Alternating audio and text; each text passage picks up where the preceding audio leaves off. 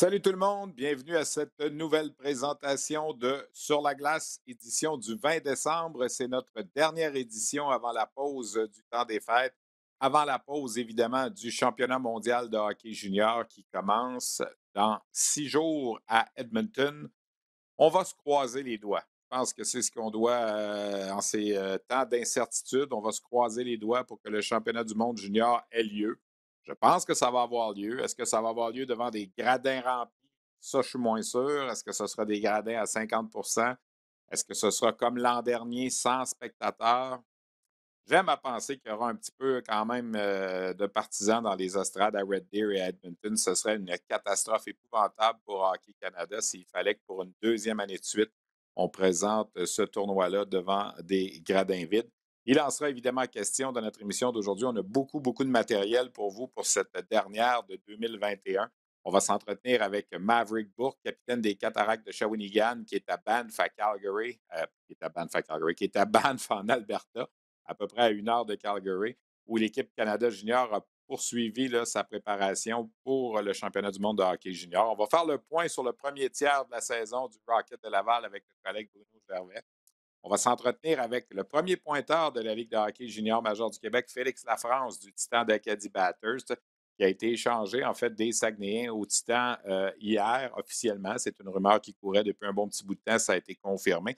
Et on va également terminer l'émission en parlant avec Maxime Blouin, directeur des communications de la Ligue junior majeure du Québec. On va parler des protocoles qui s'en viennent au niveau de la COVID. Qu'est-ce qu'on peut s'attendre pour les matchs de la LHJMQ au retour du congé de Noël? Parce que là, on est en pause jusqu'au 28. Mais on va aussi parler de cette nouvelle. Vous savez, la semaine dernière, je vous avais dit, restez branchés. Cette semaine, on va annoncer là, la grille de diffusion des matchs de la Ligue junior majeure du Québec sur les ondes d'RDS à compter du mois de janvier. Et les gens, j'ai eu beaucoup de courriels, de messages sur mon compte Twitter. On était déçus du nombre de matchs qui étaient à l'horaire. On aurait aimé en avoir plus. Il y en aura 3 en saison régulière, plus les matchs de la Coupe du Président et la Coupe Memorial, évidemment, le match des meilleurs espoirs aussi.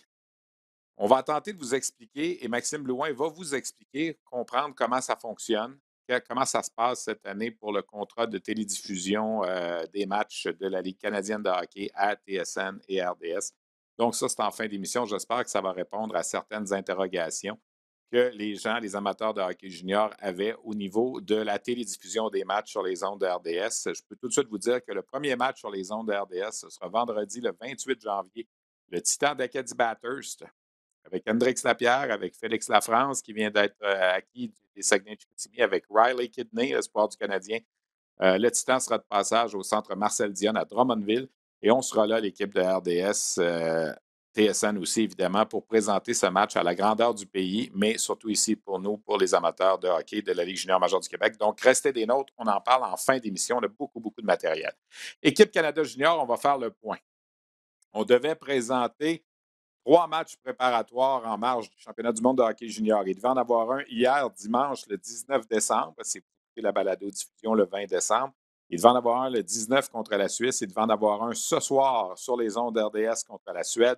Et il devait en avoir un mercredi contre la Russie. On a décidé de rayer ces matchs-là préparatoires. On a annulé tous les matchs jusqu'au 23. Donc, tous les matchs qui étaient prévus hier, ce soir, demain et mercredi, 19, 20, 21, 22 décembre, il n'y en a plus de match, ni à Red Deer, ni à Edmonton, pas seulement pour le Canada, pour les autres pays ici. On espère que le 23, on sera en mesure, le 23 et le 24, de présenter des matchs préparatoires. Moi, j'ai l'impression que le Canada va en jouer au moins un, là, peut-être le match contre la Russie. Est-ce que ce sera jeudi soir? Est-ce que ce sera vendredi? On verra. Mais on a décidé de faire attention. Toutes les équipes ont dû observer une quarantaine. Tous les pays sont arrivés là, en Alberta, ont dû observer une quarantaine de 48 heures.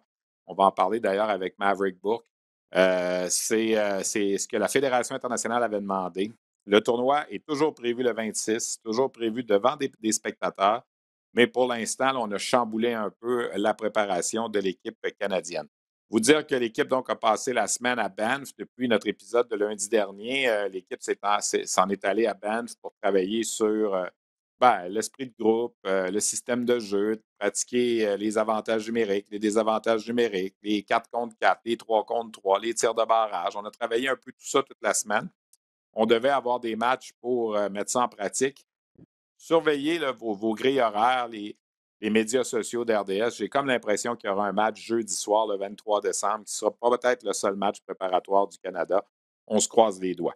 Pour ce qui est de l'équipe proprement dit, bien évidemment, on a travaillé aussi des combinaisons de trio. Il n'y a rien de définitif de ce qu'on voit présentement, mais on a aperçu, entre autres, Maverick Bourque et Xavier Bourgault des Cataractes de Shawinigan sur la même unité lors de la séance d'entraînement. Alors, peut-être qu'on va amorcer le tournoi, les deux joueurs ensemble. Événement également qui s'est produit, on va y revenir un petit peu plus tard, mais je veux quand même la mettre en contexte parce que j'en parle avec Maverick Bourque dans cette entrevue que j'ai réalisée, soit dit en passant, hier. Euh, Son gardien de but avec les Cataractes de Shawinigan, Antoine Coulombe, est devenu le 10e gardien de but. Non, c'est pas vrai. Il est devenu le 9e gardien de but, mais la 10e fois qu'un gardien de but marquait un but dans la Ligue de hockey junior major du Québec. Ça s'est passé vendredi soir à Drummondville en fin de match. Coulombe, lorsque le gardien des Voltigeurs avait été retiré, a lancé dans une cage abandonnée. Alors, François Brassard, l'ancien gardien de la Ligue, a déjà marqué 2 fois des buts. Donc, il y a eu 10 buts par des gardiens de but dans l'histoire de la Ligue, mais 9 gardiens différents. Antoine Coulombe a réussi ce tour de force vendredi. Je vais vous en reparler tantôt, mais j'en glisse un mot à Maverick Bourque dans cette entrevue que j'ai réalisée hier et que je vous présente à l'instant, donc Maverick Bourque de la formation canadienne junior. Maverick, depuis que l'équipe a été formée lundi, vous vous êtes entraîné à Banff. On devait avoir des matchs préparatoires, ça a été annulé. Parle-moi peut-être de l'esprit en ce moment des gars. Est-ce qu'il y en a qui sont inquiets là, de voir ce qui arrive en ce moment, puis que, écoute, il n'y a plus de match préparatoire, en tout cas, on n'est pas sûr, on va peut-être en avoir un jeudi. Le tournoi devant des spectateurs, devant la moitié des spectateurs, pas de spectateurs. Est-ce qu'il y a un certain, en ce moment, là, zone grise? Là? C'est sûr que veut pas, on ne sait pas ce qui va arriver demain. Ça bouge tellement vite que on ne sait jamais ce qui peut arriver. Mais en même temps, nous autres, on est à Banff, on a du fun ici, on pratique à tous les jours, on s'améliore, on continue de s'améliorer, on devient meilleur en tant qu'équipe. Fait que présentement, on n'y pense pas, puis on fait nos propres affaires ici, puis à date, ça va bien. La Fédération internationale avait demandé à chacun des pays participants là, d'observer une quarantaine de 48 heures. Comment vous avez vécu ça? Là? Dans le fond, c'était beaucoup moins peu que l'année dernière. Là. L'année dernière, j'avais vécu le 14 jours, ce qui était quelque chose.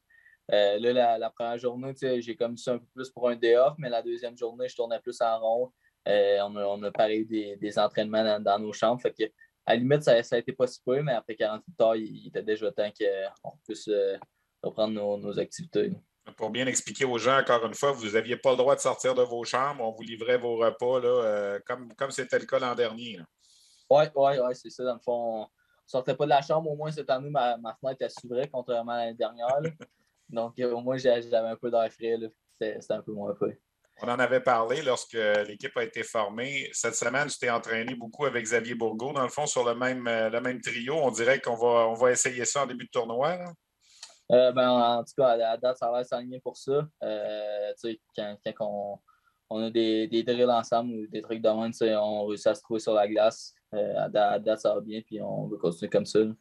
J'ai vu que dans les dernières séances d'entraînement, on t'a donné plus de temps d'entraînement avec l'avantage numérique. Ça doit être quelque chose qui fait ton affaire, ça aussi. Là. C'est sûr que oui, je pense que tout le monde veut jouer sur le power play.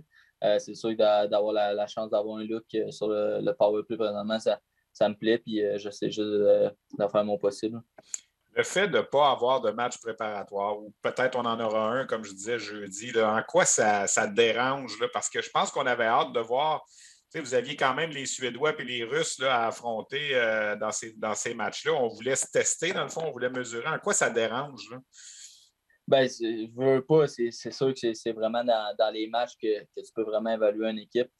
On aurait pu facilement avoir les points corrigés avant ce tournoi-là. Mais en même temps, je pense que avec les pratiques qu'on a là présentement, c'est sûr qu'on s'améliore beaucoup. On a fait un peu de scrimmage justement aujourd'hui.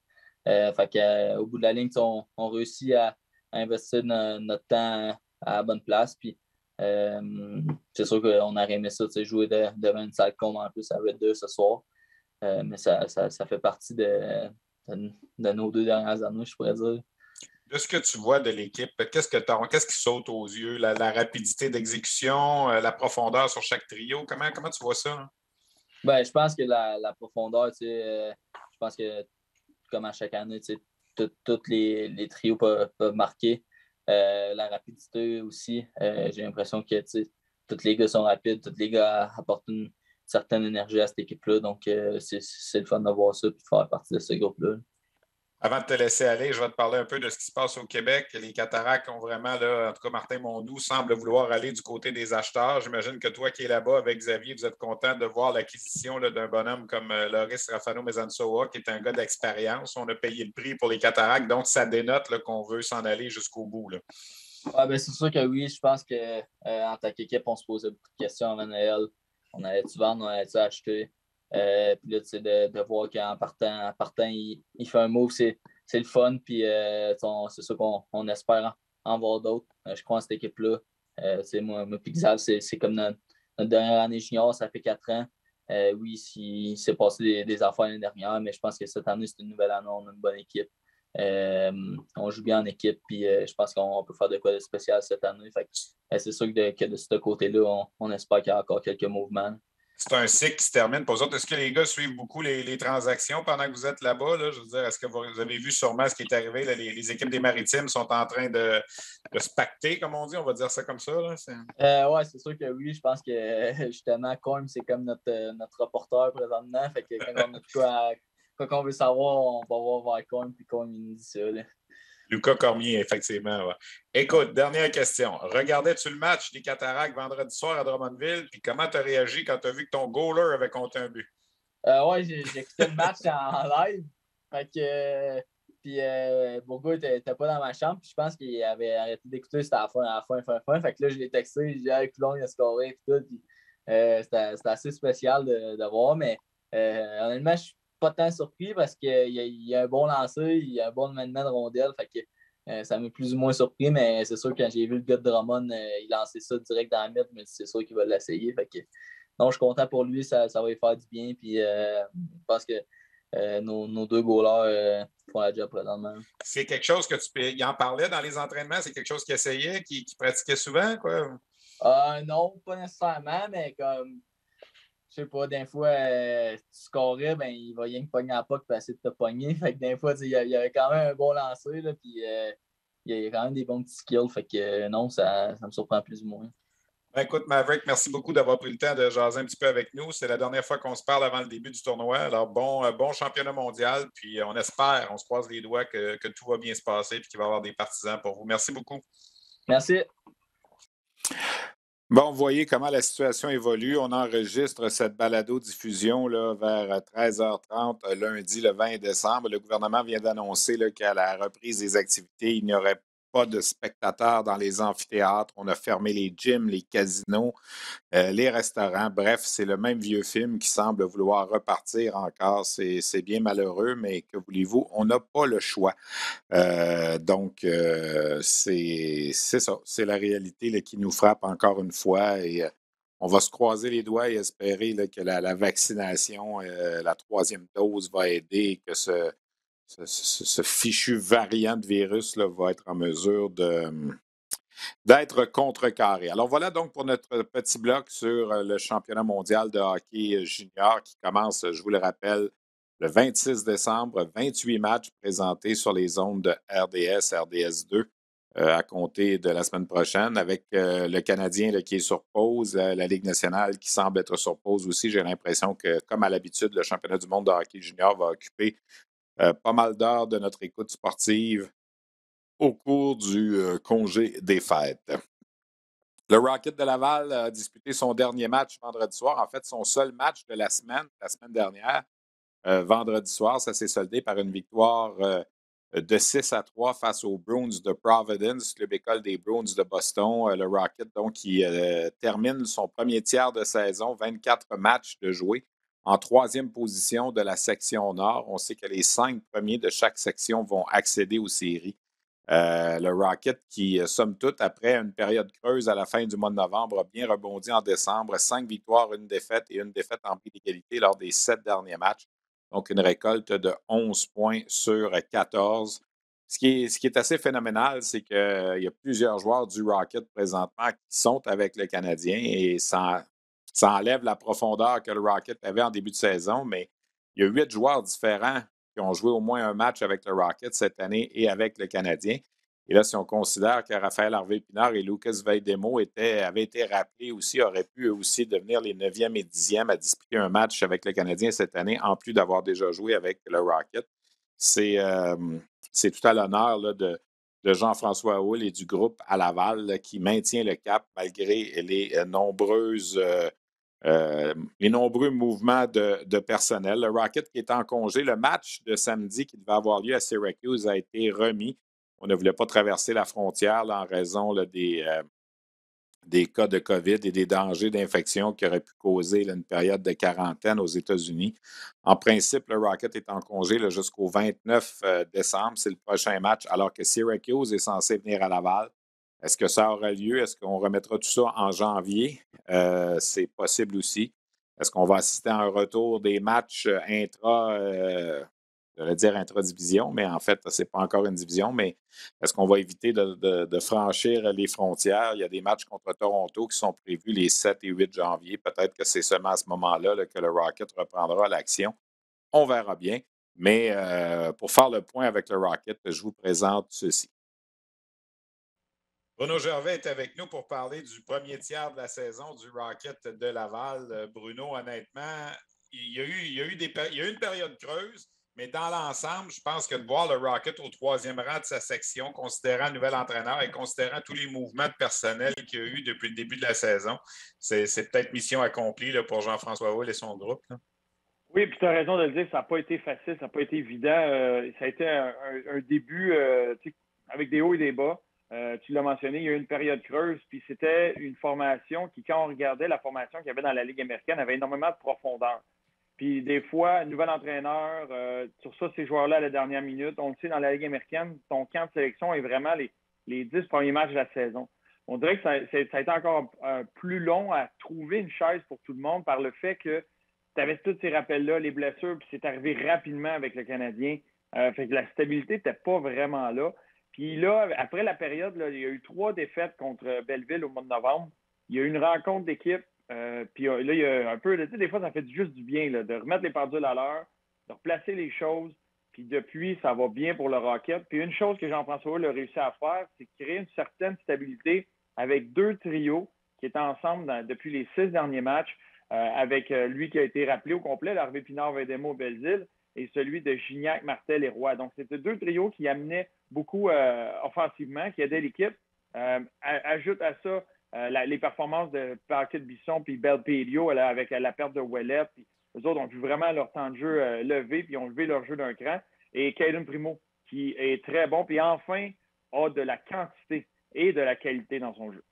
Oui, tu as raison. Ça a tourné, là, dans le fond, le 1er décembre. On a perdu le premier des 2 matchs contre Texas, mais c'était une défaite en prolongation où le Rocket était revenu de l'arrière d'une certaine façon. Alors, depuis ce temps-là, 5 victoires, une défaite et une défaite en bris d'égalité. Je regardais, Bruno, les statistiques du Canadien. Il y a 8 joueurs du Rocket. En fait, je vais m'exprimer différemment. Il y a 8 joueurs qui ont joué avec le Canadien cette saison, qui ont joué au moins un match avec le Rocket aussi. Puis tu regardes, il y a Harvey Pinard puis Veidemo présentement, comme tu le mentionnais, qui sont dans l'entourage de l'équipe. Ça pourrait monter à 10. On n'est même pas à Noël. C'est vraiment pas une situation évidente. Puis j'ai pas l'impression qu'en deuxième moitié de saison, ça va s'améliorer compte tenu de la situation avec le Canadien. Là. Juste avec le fait, puis je l'ai vécu par le passé, puis c'est dommage pour les gars qui sont là dans la Ligue nationale. Pour les autres, ça peut être une opportunité. Mais quand tu as une saison comme celle-ci, où rapidement, tu continues d'y croire, tu continues de pousser dans la bonne direction, mais comme organisation, tu sais que tes chances de faire les séries sont quasi nulles. Souvent, on va y aller du côté, on va être sécure dans toutes les décisions qu'on va prendre au niveau de la santé. Fait que si tu as mal à l'aine un peu, tu as mal dans le dos, tu as une blessure à un genou, tu as quelque chose qui traîne, les thérapeutes vont pousser et les joueurs aussi ou l'entourage vont pousser pour prendre soin de ces blessures-là de la bonne façon. Puis des fois, dans une saison régulière, quand tu es dans une course, un calendrier chargé, tu veux aider l'équipe, les gars vont continuer. Puis des fois, ils finissent par payer le prix un peu plus tard. Fait que quand tu es dans une position où le Canadien ont joué énormément de hockey l'année dernière, ça a été très intense, tu as joué avec beaucoup de blessures, il y a beaucoup de choses qui traînent pour plusieurs de ces gars-là. Des fois, c'est le moment de régler certaines choses, que ce soit un besoin d'opération, que ce soit quelque chose qui traîne. Tu as tout le temps passé du côté, OK, gars, c'est pas grave, repose-toi. Fait que là, tu as beaucoup, beaucoup de joueurs qui vont venir porter le chandail, qui vont venir aider l'équipe. Ça fait des situations assez particulières. Fait que ça va être des opportunités. On voyait Védémo, Belzile, Barbe Pinard qui avait été rappelé. Là, pour le moment, ils n'auront pas la chance de jouer. Est-ce que ça va être encore ça après le temps des fêtes? Mais on risque d'avoir plein de joueurs qui méritent avoir une chance de venir jouer avec le Canadien. Écoute, moi, ça m'a rappelé des éditions. Là. Il y a une année où on était, à la fin de l'année, on était 10 joueurs qui avaient fini la saison dans la Ligue nationale. Ils nous avaient pris un autobus, mais on était 10 joueurs qui revenaient avec les Sound Tigers de Bridgeport, qui était l'équipe école. Donc, 10 jeunes joueurs qui avaient le droit de jouer dans la Ligue américaine. Puis on était revenus pour le match numéro 1 des séries contre les Penguins de Wilkes-Barre. C'est une nouvelle équipe complètement que tu reçois. Et ça pourrait ressembler à ça, là, qu'il y a beaucoup de joueurs qui finissent la saison avec le Canadien, puis tu as l'opportunité, si ça va encore bien avec le Rocket, de les renvoyer pour qu'ils puissent continuer puis jouer du hockey de série.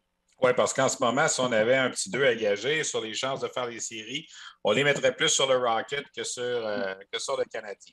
Évidemment, là, il y a les cas de COVID qui nous préoccupent. On a vu ce qui est arrivé cette semaine, pas de match transfrontière. Je regarde le calendrier du Rocket. Là, il y a les 2 prochains matchs à Laval, c'était contre Syracuse et Springfield. Est-ce que ça va avoir lieu les 29 décembre ou 5 janvier? On ne le sait pas. Peut-être que les prochains matchs, ce sera finalement seulement que le 7 et le 8 janvier contre les Marlies de Toronto. Est-ce qu'on va revenir à une deuxième portion de saison plus canadienne comme c'était le cas l'an passé? On souhaite que non, évidemment, là, mais il reste que c'est des choses qu'on voit pondre. Puis ça, pour le joueur de hockey, veut pas, il y a une certaine insécurité, là. Oui, puis pour la société, je pense qu'il y a beaucoup, beaucoup de gens dans toutes sortes de sphères présentement qui vivent dans l'incertitude. C'est une émotion qui est dure à garder sur le long terme. Tu peux l'être une journée ou deux, tu n'es pas trop sûr de ce qui se passe, mais quand c'est long comme ça, puis que tout est évalué au jour le jour, à l'heure même, c'est pas évident. Fait que pour les joueurs, ça les a amenés à l'association des joueurs. Puis là, justement, on a parlé de ça parce que présentement, les frontières ne sont pas fermées. C'est vraiment par précaution, puis pas se retrouver dans une situation où tu as des joueurs qui sont pris de l'autre côté. Et là, qu'est-ce que tu fais? Fait que pour protéger ces joueurs-là, juste avant le temps des fêtes, c'est la mentalité. Peut-être que quand le temps des fêtes va être passé, le repos normal, là, du 23, 24, 25 décembre, peut-être que là, on va dire, OK, bon, on va reprendre, puis ça advienne que pourra, comme c'est en saison, comme c'est arrivé à certaines équipes dans la Ligue nationale. On a vu les Hurricanes de Caroline laisser des joueurs à Vancouver pour plusieurs jours. Une fois que le temps des fêtes est passé, peut-être que la mentalité va changer selon l'État, selon ce qui se passe au niveau de la société et au niveau des décisions du gouvernement. Mais de là, j'ai bien hâte de voir, mais oui, c'est beaucoup d'incertitudes. C'est des athlètes, par exemple, qui ont appris à être très résilients, que ce soit des athlètes professionnels, même les jeunes, je côtoie beaucoup l'équipe Midget 3 ici. Il y a de l'incertitude, ils ne savent pas, ça change à la dernière minute tout le temps, puis ils ne font que rebondir, prendre la balle au bon, puis continuer. Donc, c'est impressionnant le niveau de résilience, puis le fait d'être capable de s'adapter, mais ce n'est pas une émotion bien plaisante à traîner sur le long terme. On va souhaiter que ça aille bien en deuxième moitié de saison. Il y a le match des étoiles à Laval qui est prévu aussi au début février. Ça, est-ce que c'est un événement sur lequel on va faire impasse encore une fois? Ça devait être l'an passé, ça n'a pas eu lieu. Ce sont tous des questions qu'on a présentement. Écoute, on va souhaiter pour d'abord et avant tout un bon temps des fêtes. Nous, toi et moi, on va se revoir ensemble en principe le 7 janvier à Laval. Les 2 matchs du temps des fêtes sont présentés sur le rds.ca. Il y en a seulement que 2, dans le fond, le 29 décembre contre Syracuse. Et par la suite, on s'en va au 5 janvier contre Springfield. Alors, c'était quand même un temps des fêtes relativement tranquille là, pour le Rocket de Laval. Bruno, merci beaucoup. On va se parler durant le championnat du monde de hockey junior. Puis, on se souhaite une 2022 un peu mieux que la 2021. Tu as entièrement raison. Bon temps des fêtes à toi, Steph. Puis, je croise les doigts que ce classique-là, à chaque année du temps des fêtes, là, le hockey junior, soit là et qu'on puisse t'écouter. Moi, je pense, Bruno, que ça va avoir lieu. C'est dans quelles conditions, c'est ça qu'on va savoir au cours des prochains jours. Merci beaucoup. Merci à toi. Salut. Voilà, merci au collègue Bruno Gervais pour cette intervention concernant le Rocket de Laval. On apprend qu'au même moment où j'enregistre la balado-diffusion, que ce qui devait être des capacités à 50 pour les amphithéâtres au Québec s'est réduit maintenant à 0 Est-ce que la Ligue junior majeure du Québec peut présenter des matchs à huis clos et espérer survivre? Ça m'apparaît difficile. C'est même chose pour le Rocket de Laval. L'an passé, on a joué devant des gradins vides au Centre Bell. Est-ce qu'on va jouer devant des gradins vides à la Place Belle comme ce fut le cas vendredi dernier? C'était un match présenté pour la première fois sans spectateurs vendredi dernier à la Place Belle. L'an passé, on avait joué au Centre Bell. Bref, on semble revenir là, dans ce mauvais film du début de 2021. C'est pas évident. C'est pas évident.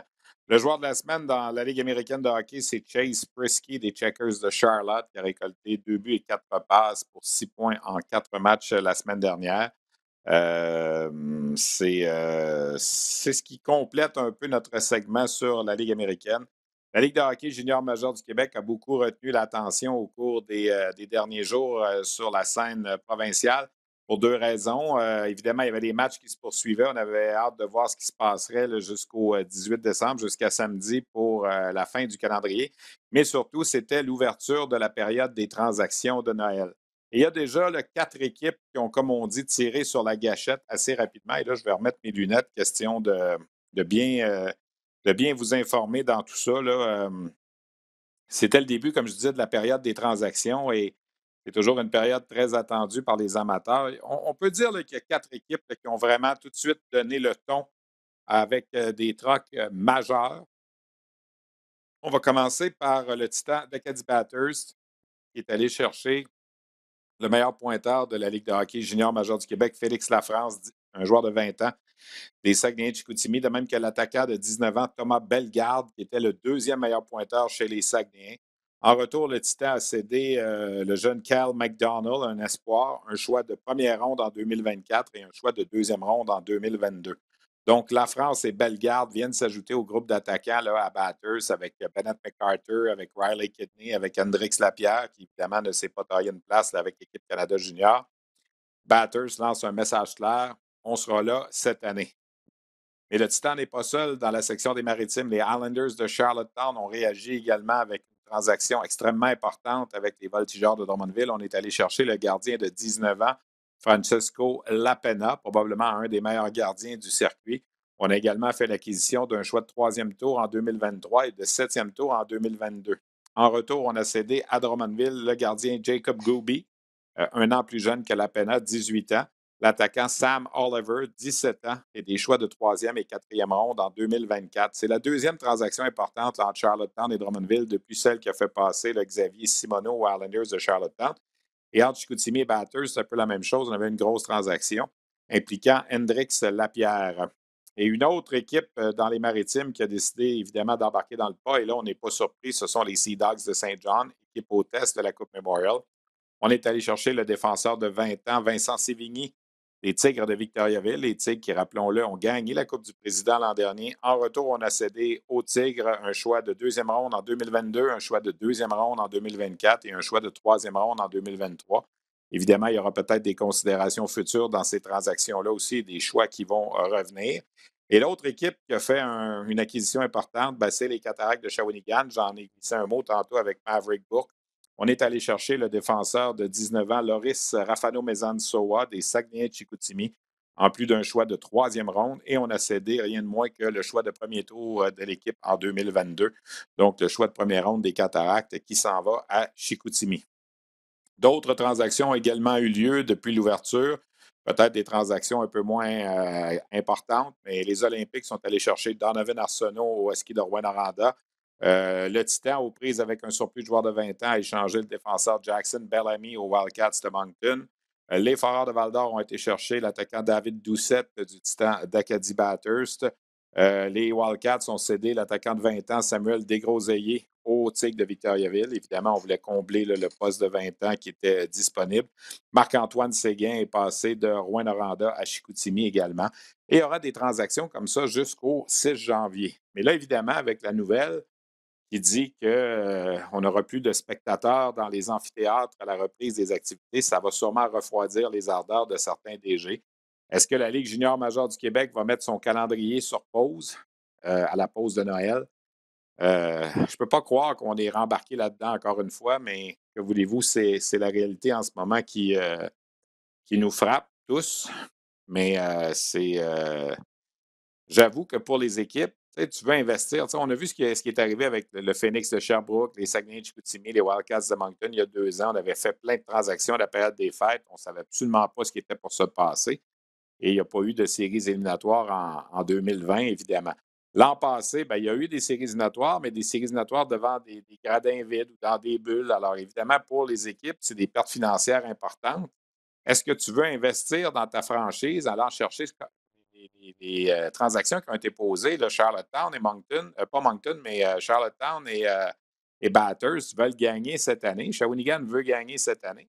Alors, tu cèdes des choix au repêchage, tu cèdes des jeunes joueurs et tu te retrouves à la fin de la saison avec peut-être pas de séries éliminatoires, on va attendre un peu, ou des séries éliminatoires devant des gradins vides ou à moitié pleins. Tu n'as pas ton retour sur l'investissement. Puis ces équipes-là, ça ne roule pas sur l'or. Vous le savez tous. Là, le hockey junior, ce n'est pas une business là, où on fait de l'argent là, à la pochetée, loin de là. Alors, j'ai l'impression que ça va refroidir les ardeurs de certaines équipes au cours des prochains jours. En principe, les transactions sont permises jusqu'au 6 janvier. Le nom, peut-être le plus gros nom qui reste probablement à être échangé, celui du défenseur Miguel Tourigny de l'Armada de Blainville-Boisbriand. Est-ce que les Moussets d'Halifax vont aussi échanger Elliott Desnoyers, qui est présentement avec l'équipe canadienne junior? C'est quelque chose de possible aussi. Il a 19 ans. Il appartient aux Flyers de Philadelphie. Il ne sera pas de retour l'an prochain. Donc, il y a fort à parier que les Moussets vont peut-être vouloir le céder. Parlant des Moussets, c'est un de leurs joueurs, l'attaquant Jordan Dumais, qui a été choisi joueur de la semaine dans la Ligue junior majeure du Québec. 3 buts, 5 passes pour 8 points en 3 matchs. Dumais qui connaît une excellente saison avec les Moussets d'Halifax. Honnêtement, là, c'est un joueur qui émerge beaucoup cette année. Et qui remplace adéquatement, en tout cas, là, depuis son départ, Elliott Desnoyers avec les Moussets.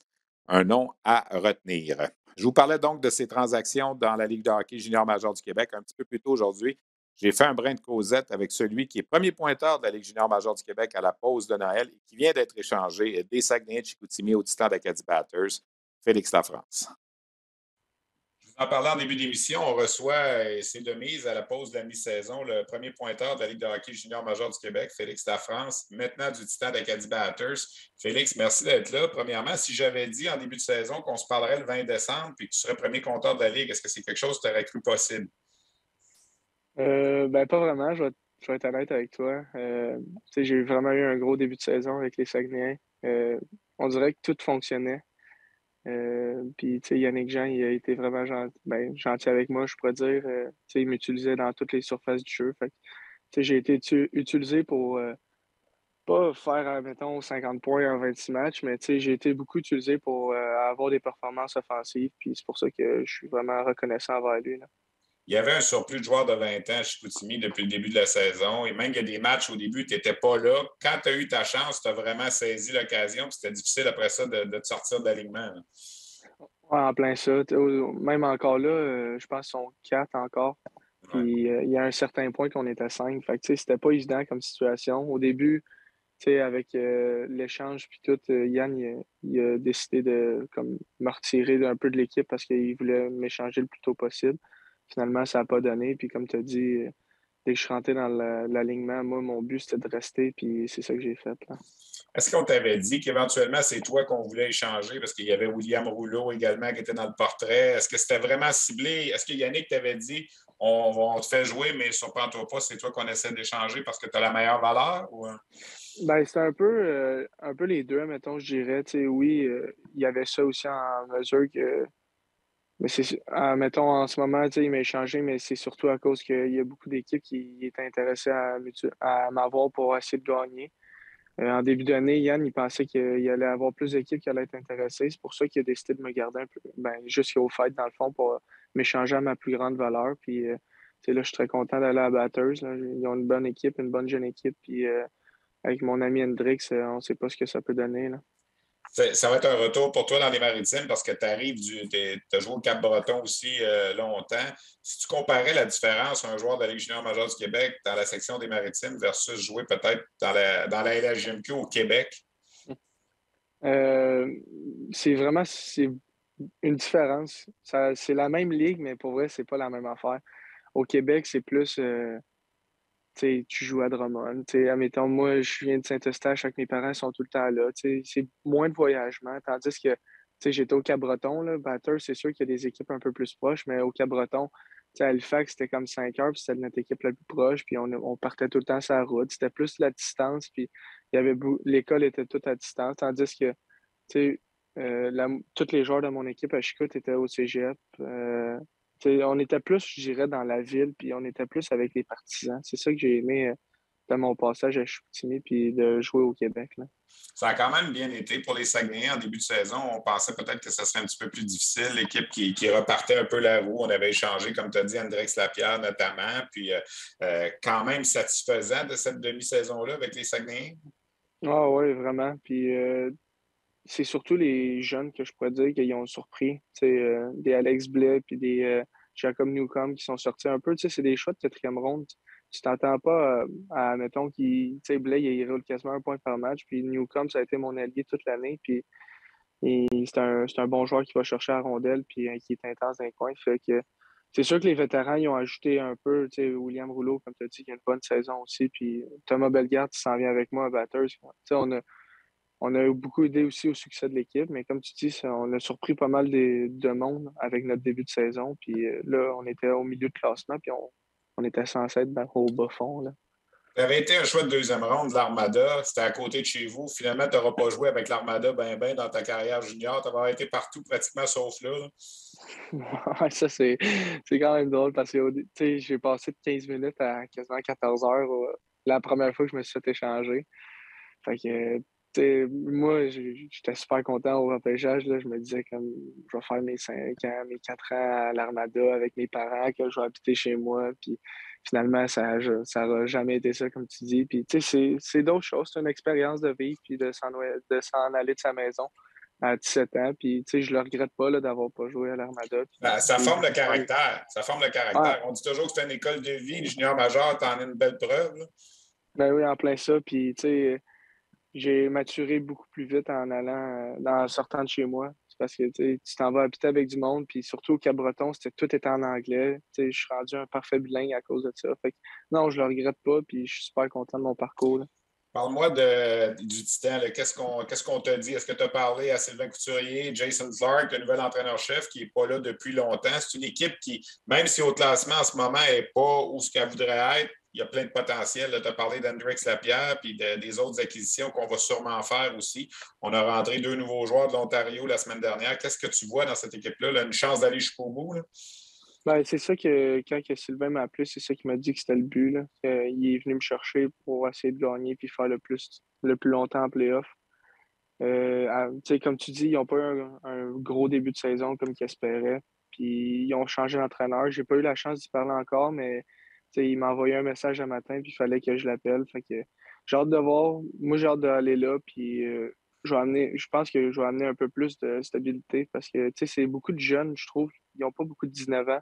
Fait que tu sais, je vais rentrer là, puis je vais un peu faire comme que je faisais à Chicoutimi, tu sais, montrer aux jeunes comment que ça marche, puis essayer de se rendre le plus loin en playoff.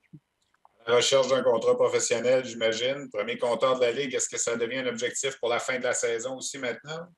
Ben, ça, c'est plus personnel, oui, ça serait vraiment, tu sais, je te cacherai pas que ce serait ça mon but, mais comme je te dis, niveau équipe, ça serait vraiment de gagner, puis je pense qu'avec le Titan, on aurait une chance, là. Félix, il y a des gens qui ne savent pas, mais tu as été le coéquipier d'Alexis Lafrenière avec les Vikings de Saint-Eustache dans la Ligue Midget 3A. Est-ce que tu gardes contact un petit peu avec lui ou parce qu'on est rendu à New York puis un autre à Bathurst ou à Chicoutimi, ça devient difficile? Non, on se parle tout le temps, là, tu sais, au-delà du coéquipier, c'était mon ami de base, là, tu sais, on habite à 2 rues là, à Saint-Eustache. Fait que, tu sais, là, avec le Canadien puis eux qui joueront pas le 22, ça se peut qu'ils descendent plus tôt. Fait que, tu sais, je vais passer un peu plus de temps avec. Fait que, tu sais, j'ai bien hâte de le voir. Comme tu dis, moi, je suis dans le junior, lui dans la Ligue nationale. C'est plus dur de se voir physiquement, mais tu sais, on est tout le temps en contact, on s'appelle FaceTime, puis on prend nos nouvelles, là.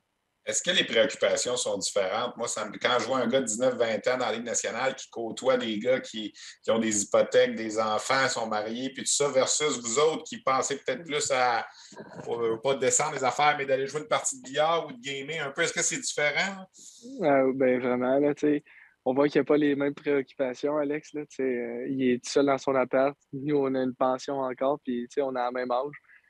Mais c'est spécial, tu sais, il prend encore le temps de nous parler, puis comme tu dis, un peu gamer avec nous autres, puis tu sais, de base, je pense que ça lui fait du bien aussi parler avec ses amis parce que il est tout seul à New York, puis il aimerait bien ça qu'on puisse venir plus souvent, mais avec le COVID, puis tu sais, même nos amis, on est pas mal tous dans le hockey, fait qu'on n'a pas bien le temps d'aller le voir, là, fait qu'on l'appelle FaceTime, puis on prend de ses nouvelles, là. Félix, merci d'avoir pris le temps de jaser avec nous aujourd'hui. Bonne chance pour la deuxième moitié de saison avec le Titan d'Acadie Batters. Passe de belles fêtes avec ta famille, profite-en. Merci beaucoup. Félicitations pour le début de saison. C'est vraiment très, très bien jusqu'à présent. Ben, merci beaucoup à toi. Alors voilà donc Félix Lafrance. Ça faisait du bien en même temps de prendre des nouvelles d'Alexis Lafrenière qui sera sûrement de passage à Saint-Eustache, lui aussi au cours de la période des fêtes. Félix Lafrance qui va se rapporter au Titan d'Acadie Batters le 26 décembre prochain pour la reprise des activités. Si, évidemment, je me répète, reprise des activités, il y a au retour, là, parce que là, il y a toutes sortes de... Ça ne regarde pas bien présentement, là, il y a pas de doute là-dessus avec tous les matchs qui sont remis dans la Ligue nationale, dans la Ligue américaine. Et là, les nouvelles avec le gouvernement, la santé publique qui dit que c'est 0% pour les amphithéâtres. Avant de vous laisser aller avec notre balado-diffusion de cette semaine, j'ai pensé contacter Maxime Blouin. Là, je vais vous mettre en contexte. L'entrevue a été faite ce matin avec Maxime. Le but premier, c'était évidemment de parler de cette nouvelle entente, ce partenariat là, entre la Ligue de hockey junior majeur du Québec, la Ligue canadienne et TSN-RDS. Question de bien expliquer aux gens comment cette entente-là est faite. Et vous allez voir que ceux qui ont connu les ententes des dernières années, là, avec TVA Sport notamment et le réseau Sportsnet en anglais, c'est complètement différent. C'est un nouveau modèle d'affaires complètement. Et c'est ce qui va expliquer peut-être, va répondre à vos questions. Pourquoi il y a seulement 3 matchs de la Ligue junior majeure du Québec en saison régulière à l'horaire de RDS et les matchs de la Coupe du Président aussi et évidemment de la Coupe Memorial. Notre invité maintenant, le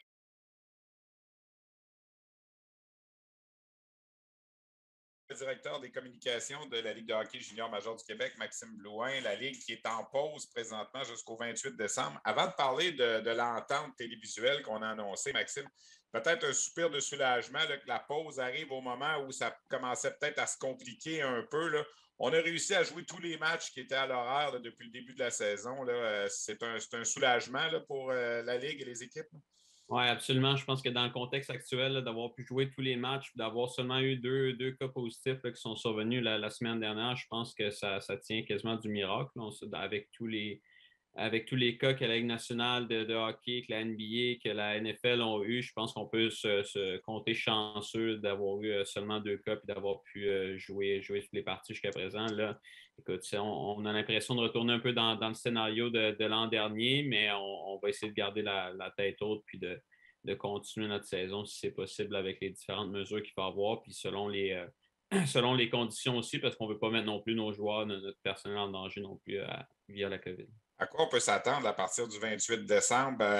Calendrier régulier, mais peut-être moins de spectateurs, c'est ça, là?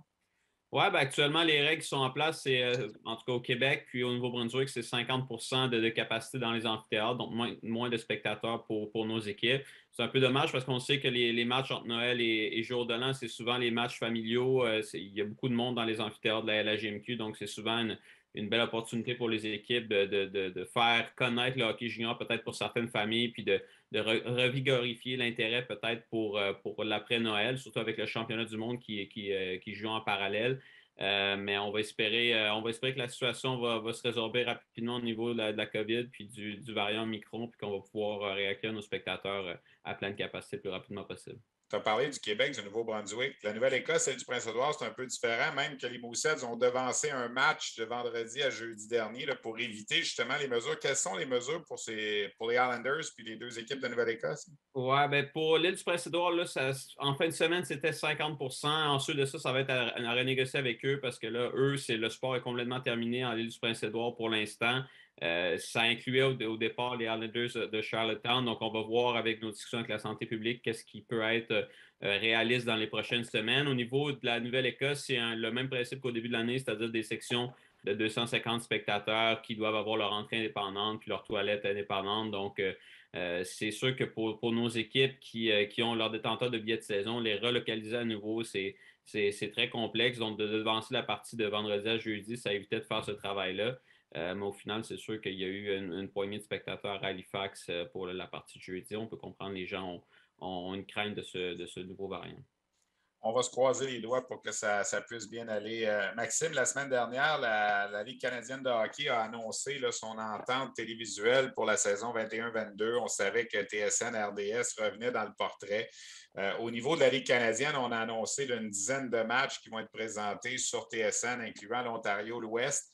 Au Québec, on a annoncé 3 matchs à RDS qui vont aussi être présentés à TSN et les matchs de la Coupe du Président. Peux-tu expliquer aux gens comment cette entente-là a été faite? Puis, il y en a qui ont sursauté de voir qu'il y avait seulement 3 matchs de saison régulière d'annoncer, alors qu'à l'époque, avec TVA Sport notamment, puis même, on avait plus de matchs que ça. Qu'est-ce que tu peux nous dire là-dessus? Ben, c'est sûr que les gens doivent comprendre. Je pense que les gens se sont mis à critiquer rapidement sur RDS, sur ton compte à toi. Même j'ai reçu des messages de mon côté également. Les gens doivent comprendre que les ententes télévisuelles pour l'avenir vont être différentes, vont être bâties différemment, que ce soit avec les différentes ligues professionnelles, les ligues juniors. Puis c'est notre cas à nous aussi. Donc, on avait une entente de 12 ans avec TVA Sport et Sportsnet qui a été rachetée, si tu veux, par TVA Sport puis par Sportsnet. Pour différentes raisons que je n'énumérerai pas Il ici. restait 5 ans sur le deal. Voilà, il restait 5 ans, donc ils ont fait une offre, ils ont racheté le contrat. Et puis là, la Ligue de hockey junior majeur du Québec, la Ligue canadienne, les 2 autres ligues partenaires se retrouvaient sans contrat télé. Un contrat télé pour une organisation comme la nôtre, c'est excessivement important parce que d'un, c'est de la visibilité. C'est de la visibilité pour nos commanditaires également, nationaux et de ligue. Donc, c'est très difficile de te retrouver dans un univers médiatique sans avoir de temps d'antenne à la télévision nationale. Donc, on s'est retourné un peu, on a vu qu'est-ce qu'on pouvait faire de notre côté, puis changer un peu le modèle d'affaires aussi, parce qu'avant, c'est les TVA, c'est Sportsnet qui assumaient les coûts de production, ils vendaient de la publicité pour se rentabiliser, etc. Le modèle qu'on a créé cette fois-ci, c'est de dire, bon, nous, on va assumer les coûts de production pour RDS, pour TSN, mais on va vendre la publicité, on va vendre les bandes de patinoire côté télé, et puis on va offrir à nos partenaires du temps d'antenne comme ça avec les différents matchs qu'on va avoir en ondes. Pour un premier contrat qui est quand même à court terme, là, on parle de 12 ans avec TVA Sport, Sportsnet, et là, on parle de 3 avec RDS puis TSN. Donc, une première expérience un peu pour nous, puis dire qu'on doit limiter aussi les risques financiers, c'est-à-dire qu'on ne pourrait pas faire 60 parties dans l'année puis assumer complètement le risque financier sans savoir si vraiment, au final, la stratégie et la nouvelle entente est viable pour nous aussi comme organisation. Donc, c'est pour ça que les matchs, la quantité de matchs finalement est un peu restreinte. Puis, dans une entente future, si ça fonctionne bien, mais on verra si on peut augmenter le nombre de parties à 20, 30, etc., comme on avait avant, puis que ce soit viable pour les 2 organisations aussi. Ce qu'il faut comprendre, c'est que la raison première pour laquelle les diffuseurs précédents se sont retirés, c'est que pour eux, l'entente n'était pas rentable, n'était pas viable de la façon dont elle était construite. C'est pour ça qu'on a dû changer le modèle d'affaires. Puis là, dans le fond, on essaye quelque chose de différent pour que ça fonctionne. Puis là, 21-22, c'est un peu le test. Là, disons on va voir comment ça va aller. Puis il ne faut pas oublier aussi que les gens doivent comprendre que vos équipes et la Ligue relèvent d'une COVID aussi, là, où on a perdu quand même beaucoup d'argent. Oui, exactement. Puis les gens doivent comprendre aussi parce qu'il y a beaucoup de gens qui critiquaient avant Noël, ADS TSN était inexistant.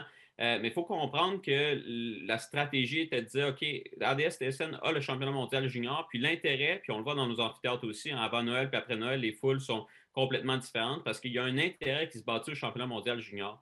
Puis je pense que la stratégie était de dire OK, les gens vont connaître les joueurs, en tout cas les stars de chacune des ligues. Et puis ensuite de ça, après Noël, on va avoir un calendrier de match à tous les vendredis soirs où les spectateurs finalement vont pouvoir suivre ces joueurs-là qui ont participé au championnat mondial junior. On a qu'à passer à Shawinigan, il y a 2 joueurs sur l'équipe, et puis après ça, après les fêtes, vous allez avoir un match de le faire. Donc les gens vont déjà avoir ces joueurs-là vedettes en tête, puis lorsqu'ils vont aller dans les différents amphithéâtres également, on va pouvoir suivre ces joueurs-là. Donc c'était un peu ça la stratégie d'avoir des matchs seulement après les fêtes aussi.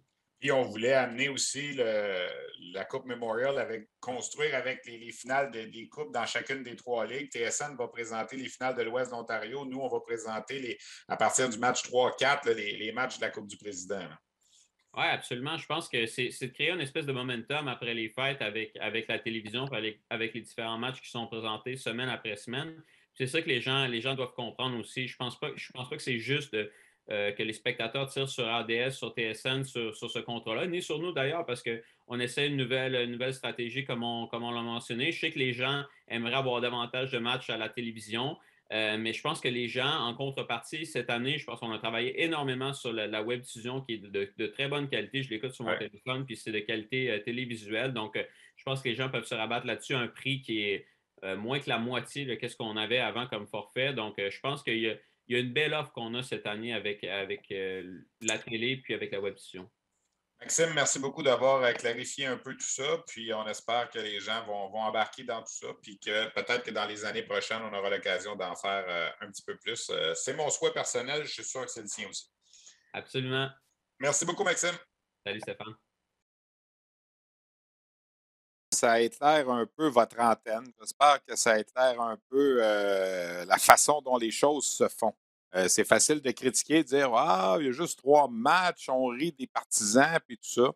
Dans le fond, à partir de cette année, ce que Maxime Blouin a tenté d'expliquer, puis je pense qu'il l'a bien fait, c'est de dire ben, la Ligue junior majeure du Québec, la Ligue canadienne, va produire ses propres matchs sur les antennes RDS et TSN. Quand on dit on va produire, ça veut dire que c'est nous qui prenons les risques, la Ligue canadienne. On prend le risque de payer pour une télédiffusion, puis on prend le risque de vendre nos pubs. Puis si on ne les vend pas, ben c'est nous qui devrons assumer les coûts, ce que les diffuseurs, les anciens, ne voulaient pas faire et TSN, RDS non plus. Alors, donnons une chance, commençons comme ça. Parce que si ça ne se fait pas comme ça, c'est triste à dire, mais il n'y en aura plus de matchs de hockey junior à la télé. Oui, il y aura toujours la Coupe Memorial. Ça, probablement que la Coupe Memorial, ça va toujours rester parce que l'engouement est là. Les cotes d'écoute sont suffisantes pour justifier un coût de production. Mais ce que les gens doivent réaliser, c'est que quand RDS ou TSN déplacent une équipe technique, que ce soit à Drummondville, à Bathurst, à Rimouski ou dans l'Ouest, la même chose, là, à Regina ou à Kamloops, c'est beaucoup d'argent. Et ça coûte aussi cher présenter un match en termes de coût de production à Drummondville que pour un match du Canadien de la Ligue nationale. Et les codes d'écoute ne sont vraiment pas les mêmes. Les gens qui écoutent sur la glace, qui sont des amateurs de hockey junior, eux autres, ils en prendraient 50, ils en prendraient 75 des matchs à RDS. Mais la réalité est que pour une station de télé, que ce soit TVA Sport, que ce soit RDS, ce n'est pas une opération rentable en termes de ce que ça coûte versus ce que ça rapporte. Et malheureusement, on est dans une business où tu ne veux pas perdre d'argent. C'est tout simplement ça. Alors, la Ligue canadienne essaye quelque chose cette année. La Ligue junior majeure du Québec fait partie de la Ligue canadienne. On va voir ce que ça va donner. Alors, c'est décevant peut-être pour certains amateurs, je peux comprendre, mais ça peut juste aller en s'améliorant si les codes d'écoute sont là, si la rentabilité est là au cours des prochaines années. C'est, je pense, quelque chose qui peut juste s'améliorer. Je vous laisse en vous disant que la Ligue de hockey M18 3A, que j'ai beaucoup de difficulté à appeler comme ça, l'ancienne Ligue Midget 3A, a tenu au cours des derniers jours son challenge annuel. Ça avait lieu au Saguenay. Et ce sont les Phoenix du Collège Esther Blondin qui l'ont emporté. Une équipe de 12e position au classement sur 15 équipes qui a été sacrée championne de ce tournoi-là. On a eu juste le temps de le finir avant qu'on commence avec les nouvelles restrictions. Félicitations au gardien de but Mathis Fernandez, qui a été choisi joueur par excellence de cette compétition-là. C'est un espoir des Remparts de Québec. Il est le fils de l'ancien gardien Emmanuel Fernandez. Donc, c'est lui là, qui a été nommé le joueur par excellence de ce championnat, les Félix du Collège Esther Blondin, qui ont vaincu en grande finale les Chevaliers de Lévis au compte de 3-2 dans ce challenge annuel. Bien, voilà ce qui complète notre édition de cette semaine de notre balado-diffusion, édition du 20 décembre. Je vous annonce tout de suite qu'on va prendre une pause pour les semaines prochaines en raison, évidemment, de la tenue du championnat mondial de hockey junior. On sera de retour en principe le lundi 10 janvier. Alors, le championnat du monde junior sera derrière nous. La période des transactions de la LHJMQ sera derrière nous. Est-ce qu'on aura repris l'action? On verra bien. Mais j'aimerais, à mon nom personnel, au nom de toute l'équipe, la petite équipe là, de Sur la glace, vous souhaiter de très joyeuses fêtes, un bon championnat du monde de hockey junior. C'est un privilège de vous parler à chaque semaine. Je sais que ça rejoint beaucoup de monde. J'ai eu des joueurs en Europe qui nous disent qu'ils écoutent Sur la glace à chaque semaine, qui téléchargent dans leur téléphone intelligent, leur tablette, l'émission et qui prennent ainsi des nouvelles de ce qui se passe au Québec à chaque semaine via cette balado-diffusion. Merci à Félix Payet à la technique. Merci à Luc Dansereau à la coordination, Christian Daou à la recherche. Mes invités cette semaine, j'en avais quand même 4. Maverick Bourque de Équipe Canada Junior, notre collègue Bruno Gervais avec qui on a discuté du Rocket, Félix Lafrance du Titan Acadie Batters et Maxime Blouin, directeur des communications de la Ligue junior majeure du Québec. Joyeux Noël, bonne année, la santé, puis on se retrouve le 10 janvier 2020.